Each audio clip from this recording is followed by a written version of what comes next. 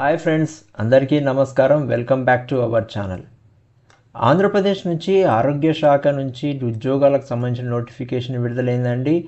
ఈ ఉద్యోగాలు వచ్చేసి నేషనల్ హెల్త్ మిషన్ రిక్రూట్మెంట్ కింద data entry operators, lab technicians and మిగతా పోస్టులకు సంబంధించిన ఉద్యోగాలు అనేది విడుదల చేశారు. ఈ పోస్టులకు వచ్చేసి ఎటువంటి పరీక్ష లేదండి, కేవలం మెరిట్ ద్వారానే ఎంపిక అనేది జరుగుతుంది. జీతం వచ్చేసి 45,000 వరకు ఉంటుంది డిపెండింగ్ ఆన్ ద పోస్ట్ నుంచి. ఇక అర్హత వచ్చేసి 10th, ఇంటర్, డిగ్రీ, పీజీ వారందరూ కూడా అప్లై చేసుకోవచ్చు. లొకేషన్స్ వచ్చేసి చిత్తూరు మరియు అన్నమయ్య జిల్లాలో వారికి ఈ యొక్క పొజిషన్స్ అనేది ఉంటుందండి. బయట వారు కూడా అప్లై చేసుకోవచ్చు. ఈ వీడియోలో మీకోసం కంప్లీట్గా డీటెయిల్స్ అన్ని తీసుకొచ్చాను. పోస్ట్ వివరాలు, ఎడ్యుకేషన్ క్వాలిఫికేషన్, పోస్టును బట్టి ఎలా అప్లై చేసుకోవాలి, ఎలా సెలెక్షన్ జరుగుతుంది అనేది కంప్లీట్గా వివరిస్తాను. కాబట్టి ఎక్కడ కూడా వీడియోని మీరు స్కిప్ చేయకుండా లాస్ట్ వరకు, ఎండ్ వరకు చూడాలని కోరుకుంటున్నాను. ఇక పోస్టులకు సంబంధించిన వివరాలు చూసుకుంటే data manager under IDSP program కింద అన్నమయ్య డిస్ట్రిక్ట్లో ఒక పోస్ట్ ఉందని. దీనికి వచ్చిన క్వాలిఫికేషన్ చూసుకుంటే post graduation qualification in computer సైన్స్లో చేసి ఉండాలి. మినిమం 1 year ఆఫ్ ఎక్స్పీరియన్స్ ఉండాలని చెప్తున్నారు. లేదా bachelor of engineering in IT and ఎలక్ట్రానిక్స్లో చేసిన వారైనా ఉండొచ్చు. కానీ ప్రిఫరెన్స్ వచ్చేసి కొందరికి హెల్త్ ఆర్ సోషల్ సెక్టర్లో పనిచేసిన వారికి ప్రిఫరెన్స్ అనేది ఇస్తారని చెప్తున్నారు. ఏజ్ లిమిట్ చూసుకుంటే బిలో 40 years ఉండాలని చెప్తున్నారు. రెమ్యునరేషన్ చూసుకుంటే 36,225 రూపీస్ ఉండొచ్చు అని చెప్తున్నారు. ఇక డేటా ఎంట్రీ ఆపరేటర్స్ వచ్చేసి అన్నమయ్య డిస్ట్రిక్ట్లో data entry operators in Annamayya district and Tirupati డిస్ట్రిక్ట్లో వచ్చేసి మొత్తంగా 3 ఉన్నాయండి. వీటికి వచ్చేసి graduate with at least 1 year diploma in computer అప్లికేషన్స్లో ఉండాలని చెప్తున్నారు. దీనికి కూడా 40 years లోపు ఏజ్ ఉండాలని చెప్తున్నారు. శాలరీ వచ్చేసి 18,450 రూపీస్ ఉంటుందని చెప్తున్నారు. ఇక microbiologist DPHL district public health laboratories Chittoor district సంబంధించి ఒక పోస్ట్ ఉందండి. వీటి యొక్క క్వాలిఫికేషన్ చూసుకుంటే medical graduate with PG, degree or diploma preferably in microbiology, virology, pathology and other life సైన్సెస్లో ఉండొచ్చని చెప్తున్నారు. లేదా medical graduate with 2 years of experience in laboratory science అని చెప్తున్నారు. లేదా ఎంఎస్సీ ఇన్ మెడికల్ మైక్రోబయాలజీలో ఉండొచ్చు అని చెప్తున్నారు. దాంతోపాటు ఎక్స్పీరియన్స్ కింద తీసుకుంటే minimum 2 years of relevant experience in medical మైక్రోబయాలజీలో ఉన్నవారైనా అప్లై చేసుకోవచ్చు అని చెప్తున్నారు. ఇంకా experience of working in public health systems కానీ, implementation of laboratory quality assurance సిస్టంలో assessing and organising training programmes and proven ability for planning and undertaking operational research would be desirable. వీటికి కూడా బిలో 40 years వారు apply చేసుకోవచ్చు అని చెప్తున్నారు. ఈ పోస్ట్కి సంబంధించి 45,282 రూపీస్ శాలరీ అనేది ఉండొచ్చు అని చెప్తున్నారు. ఇక ల్యాబ్ టెక్నీషియన్ గ్రేడ్ 2 అండర్ కింద చిత్తూరు డిస్ట్రిక్ట్లో వచ్చేసి ఒక పోస్ట్ ఉందండి. దీనికి చూసుకుంటే క్వాలిఫికేషన్ వచ్చేసి 2 years lab technician course after SSC చేసి ఉండొచ్చు. లేదంటే BSc with medical lab technology as one of the option subject కింద ఉండొచ్చు అని చెప్తున్నారు. లేదు అనుకుంటే intermediate vocational course with 1 year clinical training apprentice చేసిన వారైనా కూడా అప్లై చేసుకొని చెప్తున్నారు. కానీ ఇవన్నీ కూడా ఈ ఏపీ పారామెడికల్ బోర్డులో మాత్రం ఖచ్చితంగా రిజిస్టర్ చేసుకొని ఉండాలని చెప్తున్నారు ల్యాబ్ టెక్నీషియన్ సంబంధించిన పోస్టులు. దీనికి చూసుకుంటే శాలరీ వచ్చేసి 23,393 రూపాయలు ఉండొచ్చు అని చెప్తున్నారు. ఇక ల్యాబ్ అటెండెంట్ అనేది చిత్తూరు డిస్ట్రిక్ట్ కింద ఒక పోస్ట్ అనేది కలదు. దీనికి క్వాలిఫికేషన్ చూసుకుంటే 2 years of lab technician course after SSC చేసి ఉండాలి. Intermediate vocational course with 1 year clinical training or apprentice training అనేది కూడా చేసి ఉండొచ్చు అని చెప్తున్నారు. వీరు కూడా must be registered AP paramedical బోర్డులో రిజిస్ట్రేషన్ చేసుకోవాలి. ఏజ్ లిమిట్ అనేది 40 years లోపు ఉండాలని చెప్తున్నారు. దీనికి వచ్చే శాలరీ వచ్చేసి 15,000 రూపీస్ వరకు ఉండొచ్చు చెప్తున్నారు. ఇక బిలో 40 yearsతో పాటు వీరికి గవర్నమెంట్ రూల్స్ అండ్ రెగ్యులేషన్స్ ప్రకారం ఎస్సీ, ఎస్టీ అండ్ బీసీ వారికి ఏజ్ రిలాక్సేషన్ ఉంటుంది. Ex service men and women కూడా ఏజ్ రిలాక్సేషన్ ఉంటుందని చెప్తున్నారు. ఫిజికల్ హ్యాండిక్యాప్డ్ పర్సన్స్ కూడా ఏజ్ రిలాక్సేషన్ అనేది ఉంటుంది గవర్నమెంట్ రూల్స్ అండ్ రెగ్యులేషన్స్ ప్రకారంగా.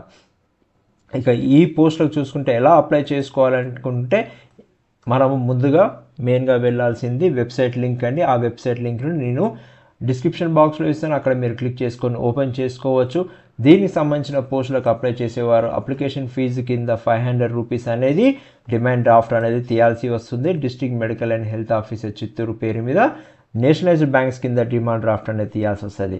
తర్వాత ఈ ఫిలప్ చేసిన అప్లికేషన్ ఫామ్స్ అన్నీ కూడా డైరెక్ట్లీగా office of district medical and health officer చిత్తూరుకి సంబంధించిన వారికి ఖచ్చితంగా అక్కడ సబ్మిట్ చేయాలి. అది కూడా February 2026 5 PM లోపే సబ్మిషన్ చేయాల్సి వస్తుంది.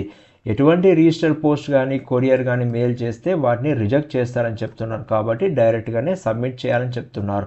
ఇక అప్లికేషన్ మీద రాయాల్సింది ఏంటంటే application for the post of 2026 అనేది రాయాల్సింది ఖచ్చితంగా, లేదంటే ఆ ఫామ్లను కూడా రిజెక్ట్ చేస్తారని చెప్తున్నారు.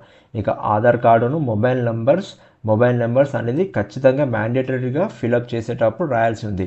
ఇక మనం చూసుకుంటే ఏ ఫామ్స్ అనేది మనము ఈ అప్లికేషన్ ఫామ్తో అటాచ్ చేయాల్సిందని చూసుకుంటే లేటెస్ట్ పాస్పోర్ట్ సైజ్ ఫోటో అనేది మనం ఫిక్స్ చేయాల్సి వస్తుంది. తర్వాత SSC certificate and equivalent certificates ఏవైతే ఉన్నాయో పోస్ట్ను బట్టి ఉన్న క్వాలిఫికేషన్ సంబంధించిన సర్టిఫికేట్స్ అన్నీ కూడా మనము అటాచ్ చేయాల్సి వస్తుంది.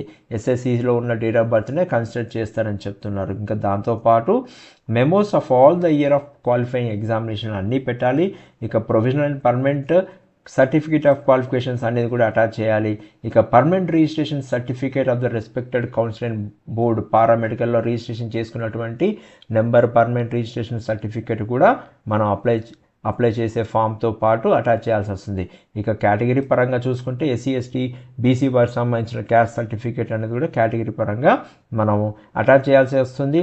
ఇక స్టడీ సర్టిఫికేట్స్ అండి 6th నుంచి 10th వరకు ఎక్కడ చదివారో అవన్నీ కూడా వారు సబ్మిట్ చేయాల్సి వస్తుంది అప్లికేషన్తో ఫామ్. ఇది ఎందుకంటే లోకల్ సర్టిఫికేట్ కింద కన్సిడర్ చేయడానికి. ఇక ఫిజికల్ హ్యాండిక్యాప్డ్ వారైతే physical handicap certificate and ex service men వారు ఉంటే వారికి సంబంధించిన సర్టిఫికేట్ అనేది కూడా అటాచ్ చేయాల్సి వస్తుంది. దాంతోపాటు ఎక్స్పీరియన్స్కి సంబంధించిన సర్టిఫికేట్స్ అన్నీ కూడా అటాచ్ చేయాల్సి వస్తుంది. ఇక దాంతోపాటు ఆధార్ కార్డ్ అనేది ఏదైతే ఉందో మన సర్టిఫికేట్తో పాటు మనం సబ్మిట్ చేయాల్సి వస్తుంది. దాంతోపాటు డిమాండ్ డ్రాఫ్ట్ ఏదైతే మనం 500 రూపీస్ అప్లికేషన్ ఫామ్ కింద తీసుకుంటామో అవి కూడా అటాచ్ చేయాల్సి వస్తుంది. ఇవన్నీ కూడా తీసుకొని వెళ్ళి మనం డైరెక్ట్లీ సబ్మిట్ చేయాల్సి వస్తుంది. ఎటువంటి కొరియర్ కానీ ఈమెయిల్ ద్వారా కానీ పంపించడం అనేది జరగకూడదు. If study certificates are not enclose the candidates will be treated as non local. ఎవరైతే స్టడీ సర్టిఫికేట్స్ అనేది 6th to 10th వరకు చదివినటువంటి స్టడీ సర్టిఫికేట్ చిత్తూరు కానీ అన్నమయ్యలో చదివినటువంటి వారు సర్టిఫికేట్స్ ప్రొడ్యూస్ చేయకపోతే వాళ్ళు నాన్ లోకల్ కింద మనే కన్సిడర్ చేస్తారని చెప్తున్నారు. ఇక సెలక్షన్ ప్రాసెస్ అనేది చూసుకుంటే receipt of applications, scrutiny of applications అనేది చేస్తారు. వచ్చిన అప్లికేషన్స్ అన్నింటిని కూడా స్క్రూటినీ చేస్తారు. దాని తర్వాత డిస్ప్లే ఆఫ్ మెరిట్ లిస్ట్ని డిస్ప్లే చేస్తారు. తర్వాత సెలక్షన్ లిస్ట్ అనేది వారు దాన్ని సెలక్షన్ అనేది లిస్టు వాళ్ళు ప్రచురించేస్తారు. Conducting counselling and issue of appointment orders will be done by the district medical and health officer నుంచి అపాయింట్మెంట్ ఆర్డర్స్ అనేది సబ్మిట్ చేస్తారు.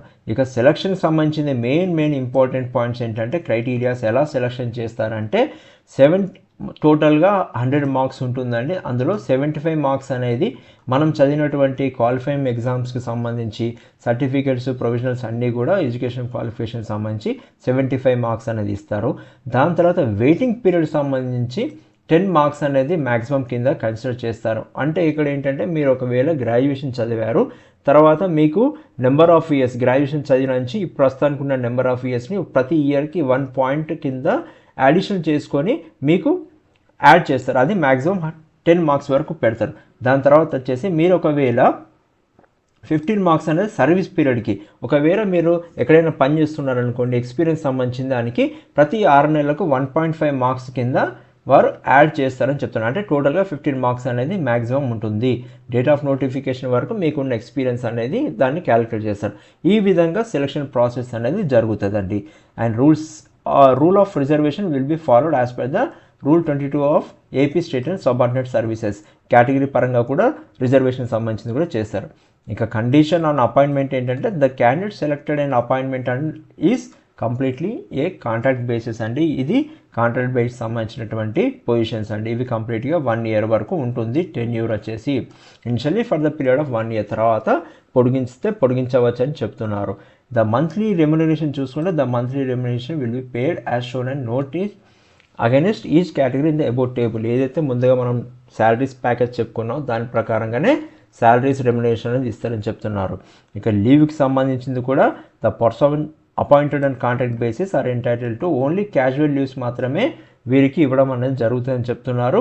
ఇక GOMS 17 కింద ఎవరికైతే ఉన్నదో లేడీస్కి అయితే ఉంటే వాళ్ళకు మెటర్నిటీ లీవ్స్ అనేది కూడా ఉంటుందని చెప్తున్నారు.